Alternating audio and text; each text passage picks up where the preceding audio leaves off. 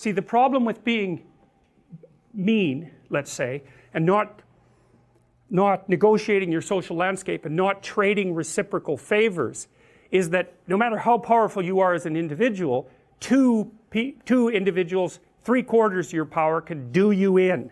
And that happens with the chimps fairly regularly. If the guy on top is too tyrannical and doesn't make social connections, then weaker chimps, males, make good social connections, and when he's not in such good shape they take him down, and viciously too. DeWall has documented some unbelievably horrendous acts of, let's call it regicide, among the chimpanzee troops that he studied, mostly in the Arnhem Zoo.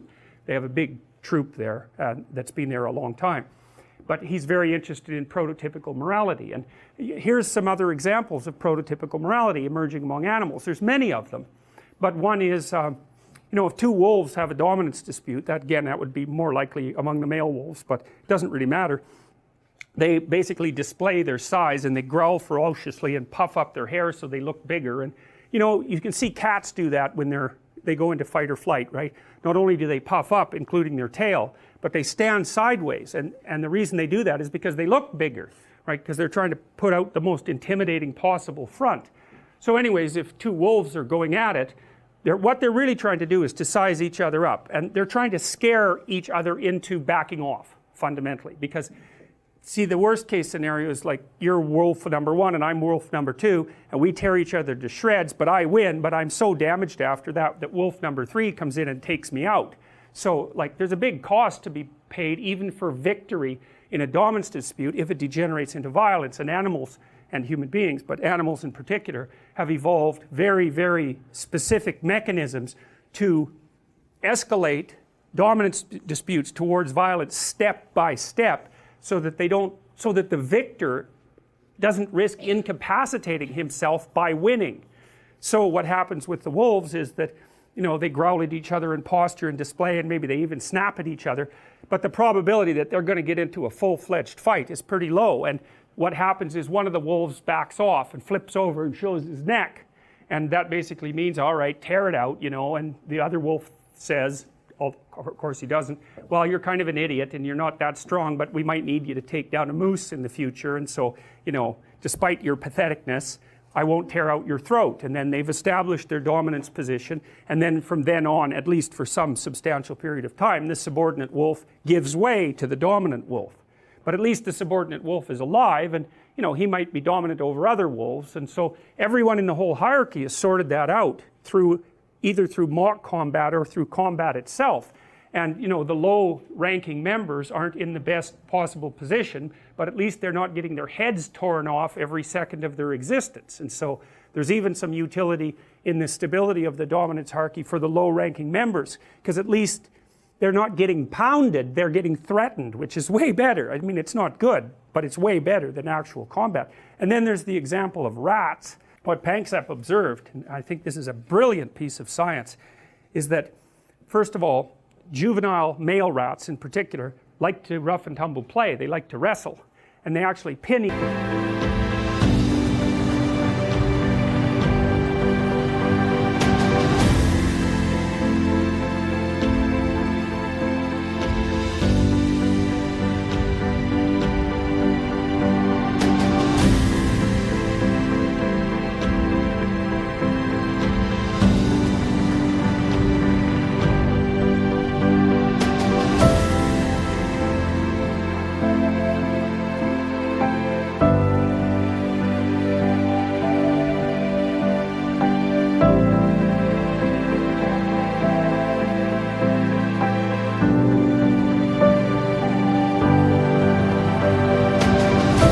Other, just like little kids do, or like adult wrestlers do. They pin their shoulders down, and that basically means you win.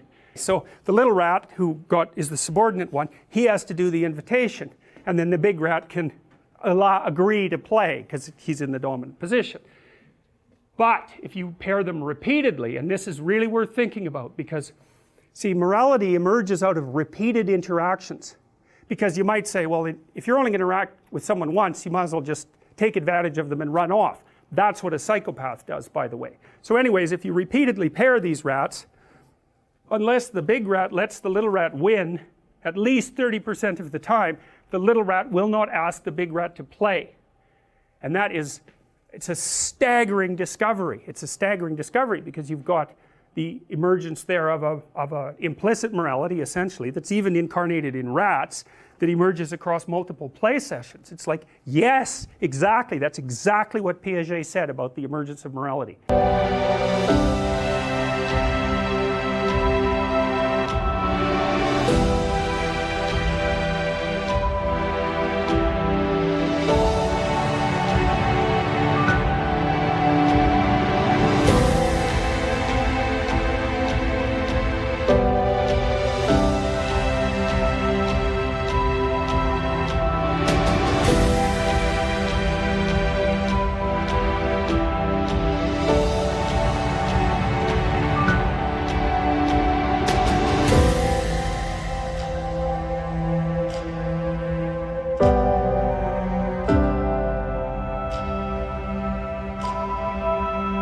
Now, this is an interesting thing. So you got the emergence of morality in, say, chimps, you got the emergence of morality in wolves, you got the emergence of morality in rats.